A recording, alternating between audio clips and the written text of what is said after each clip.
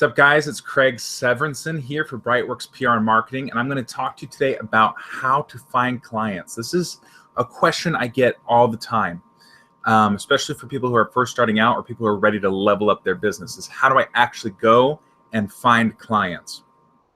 And it's a great question. I mean, it's a starting question. You got to have clients if you want to have a business, right? The thing about that question, though, is it's actually a little flawed. Instead of asking,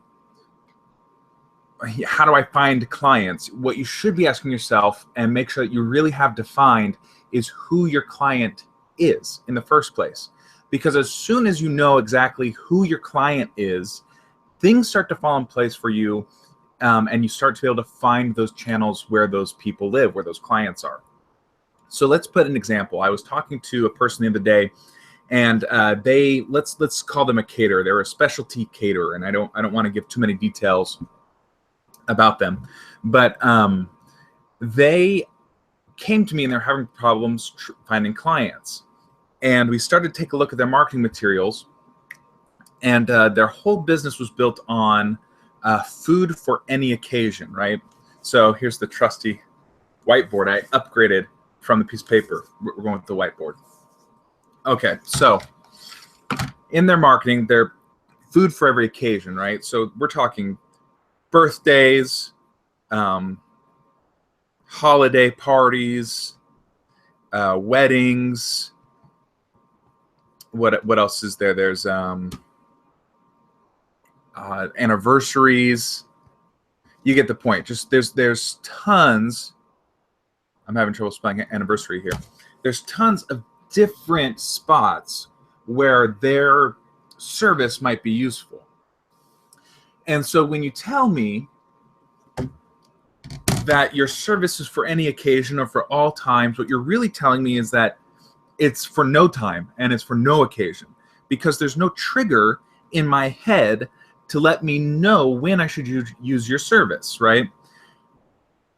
At the same time, because you're trying to market to everybody, it's hard to find out where everybody lives. It's hard to get attention for anybody. So what we talked about with that particular person was, let's choose one of these things. You've got, and it's much more than four. You know, they were trying to market to every single occasion out there. Instead of trying to market to everything, let's choose one. And so we put an example. We said, okay, let's say you go with weddings, right? Let's say that's where you want to focus all your time, is in the wedding industry. Well, then you can ask yourself questions like, when somebody's getting married, where do they go? Okay, they go to churches, they go to event centers, they go to florists, they go to wedding magazines, they go online and search, right? They go to dress manufacturers, they go to shoes and tux manufacturers. They go, I mean, the list starts going on and on. As soon as you identify who you're trying to get, people getting married, I want to do catering for weddings, the ideas start coming about where you want to find those people, right? So suddenly your marketing will start picking up steam and you're going to be able to find your clients. The question before was, how do I find clients? But we didn't answer that question, did we? We kind of did. We answered it by saying, well, who is my client? And once that got more clear in our heads, then we were able to find better where these people hang out. Now, this process is called niching down, right? And I'm sure you've heard that before. And a common issue I hear when we start talking about niching down, and including with this person, when we start talking about niching down, they get really resistant. People don't want to do it. Maybe you're in the same boat. Maybe you also are resistant to the idea of niching down. And there's a lot of reasons why. Sometimes we're nervous that we're going to miss out. Sometimes we're nervous about we're going too narrow, or are we choosing the right niche? There's lots of reasons. Let me just dispel a couple. One, it's almost impossible to go too narrow. If a group exists and they have a need that you can solve, a problem that you can solve, then you can build a business around it. If they're willing to pay to have a problem solved, and they're a specific group of people that you can identify and you can talk to, then you can build a successful business around it. Now, can you build $1 million business? Well, then we start talking about, well, maybe you need a little bit bigger of a group, but that's even that's not completely true. Because what if you sold specialty knives to wealthy hunters who want a memento of a certain occasion, right?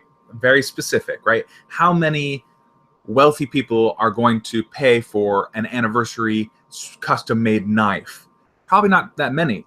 But if you sell each knife for like $2,000, you don't need that many, right? Because you're making a killing off the profit. Now, of course, you're going to make specialty really nice knives, but my point is, if a group exists, you can probably build a business around it. Sorry, I got my hand on the table and I see the camera's wobbling a little bit. I'll try to lay off that.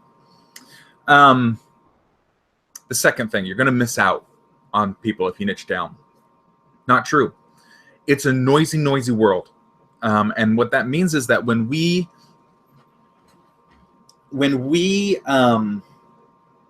don't niche down, when we try to sell to everybody, going back to this example here, right? What we're really doing is nobody's listening, right? Now, this person could still do birthday parties. They could still do holiday parties, anniversary parties, and every other event that comes up in the world. They could still do those things. But by focusing on the weddings, they now have a place where they can start putting their ideas out there. And then those weddings could turn into other things. You do a really good job as let's say, a wedding planner or a caterer for a wedding, right? And then they have an anniversary party. Somebody at the wedding has an anniversary party coming up.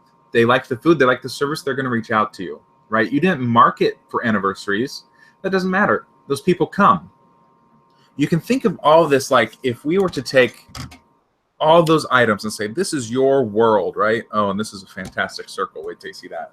Yeah, that's kind of oblong. That's an oval. But let's say that's your world, right? Your niche and your marketing message are not the whole world. It's not everything you do. What it is, and I'm drawing it out here, and I call it your results-oriented marketing message, or your ROM.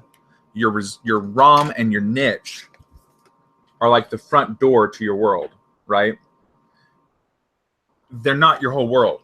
They just provide the outlet for you to express a little bit about what you do so that people become interested and people show up. And they want to hear what you have to say, and they want to learn more about your services. When you do this, other people come. You get anniversaries, you get birthday parties, you get those other things, but you got them because you did a really good job with the niche that you're focusing on. So don't worry about you're going to lose out, or worry about you're going to narrow, because it's just not true. Okay, so that's the answer to the question. How do I find clients? First, you have to define exactly who your client is, and then the ideas are going to start flowing. So if that is a problem you're facing, right, take a step back. Stop asking yourself, how do I find clients, and start asking yourself, who is my ideal client? And once you get really, really clear about who it is you want to serve, you're going to start finding those people. And of course, I advocate for fast, focused, imperfect action. If you're not sure who you want to serve, go and test. Go and try.